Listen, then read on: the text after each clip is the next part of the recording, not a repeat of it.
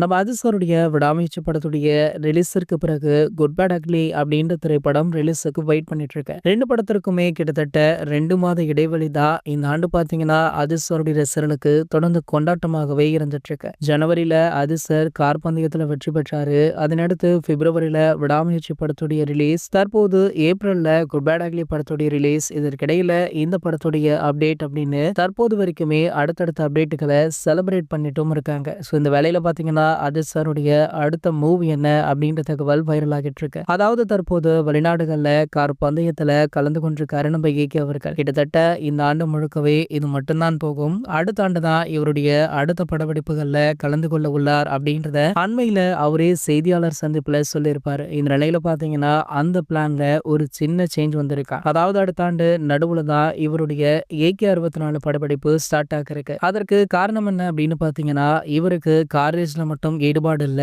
Photography, aeronautical engineering அதுலயுமே ரொம்ப ஆர்வம் கொண்டவர். அந்த வகையில பாத்தீங்கன்னா இவருடைய தக்ஷா குழு உலகளவுல நிறைய சாதனைகள் எல்லாம் படைச்சிருக்காங்க. அந்த வகையில மீண்டுமே இவர் தக்ஷா குழுவுடன் இணைந்து ஒரு மிகப்பெரிய ப்ராஜெக்ட பண்ண போறாரா. இந்த ப்ராஜெக்ட அரேஞ்ச் பண்ணதே தமிழக அரசாங்கம் அப்படின்னுமே சொல்லப்படுது. ஆகையால AK அவர்களுடைய படப்பிடிப்பு அடுத்த ஆண்டு நடுமத்தில தான் ஸ்டார்ட் ஆக உள்ளதாக சொல்லப்படுது. இது போன்ற சினிமா செய்திகளை பத்தி நீங்க உடனே தெரிஞ்சுக்க நம்மளுடைய சினிமா கொட்டா அப்படின்ற நம்ம சேனலை சப்ஸ்கிரைப் பண்ணிக்கோங்க.